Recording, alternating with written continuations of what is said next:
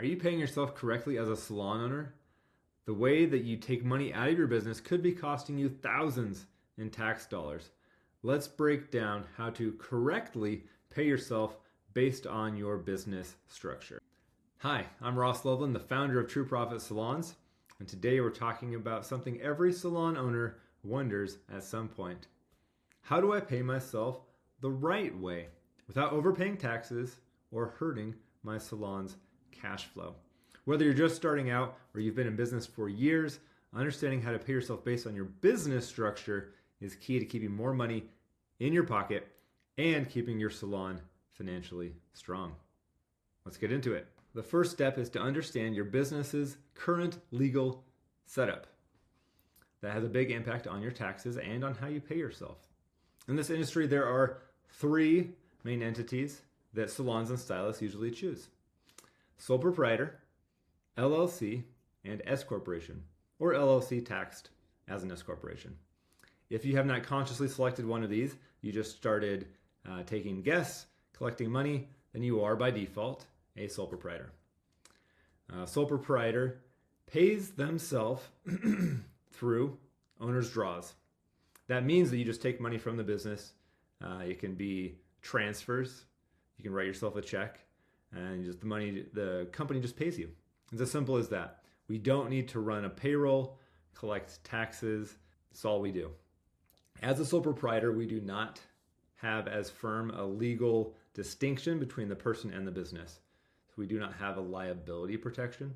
Typically, if someone comes after you, they can come after the business. If they come after the business, they can come after you as an individual. So that's the main benefit of becoming an LLC. We get that liability protection. LLC stands for Limited Liability Company. And so that entity provides that protection. The way we pay ourselves is still the same as a sole proprietor. That piece doesn't change. So we still can just take money, transfer it to ourselves, and that's all we have to do. Simple.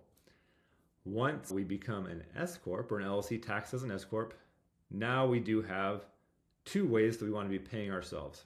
One is through those draws. We can have some amount of money come to us just by those transfers. And the second, though, is we need to put ourselves on payroll.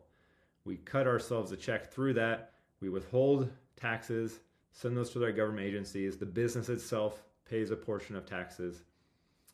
And so it's important to understand that for that entity, we need to have ourselves on payroll.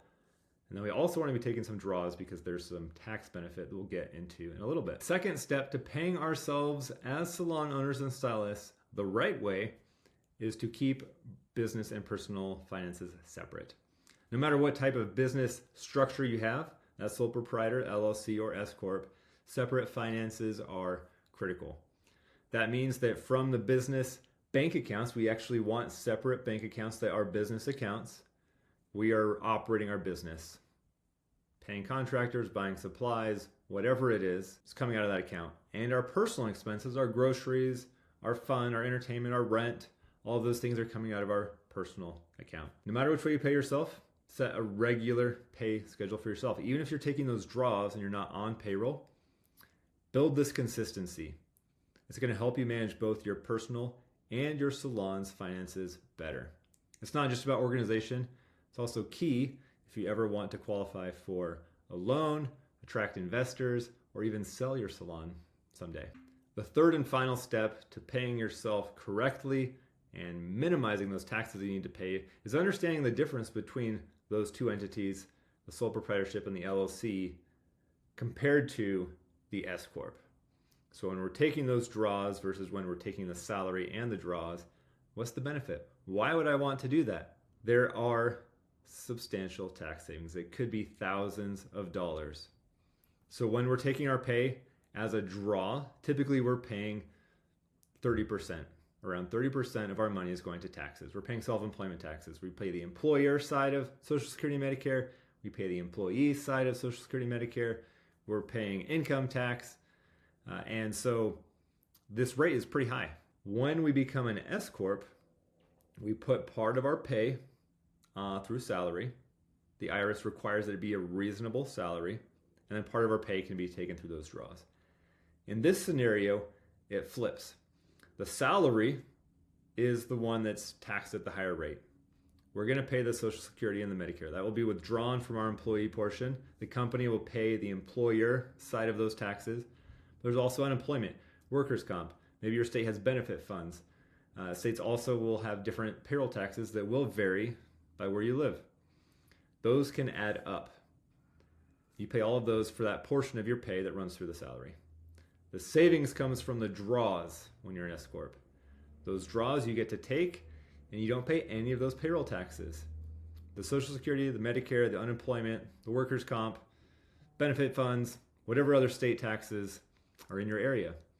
You do still pay income tax, but you get to avoid all those other taxes, which is at a minimum 15.3%.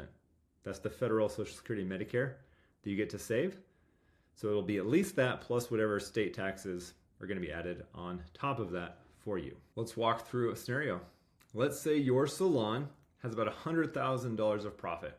As an LLC, as a sole proprietor, you would be paying taxes on that $100,000. That's a lot. 30% of that is a lot. Now let's say you're an S Corp. And again, we have to pay ourselves a reasonable salary. And then after that, we can get our savings with the remainder being taken as draws. So let's say $60,000 of that we run through payroll. We're going to pay all the taxes. 40% or 40,000 of that 100,000 we take as draws in this scenario.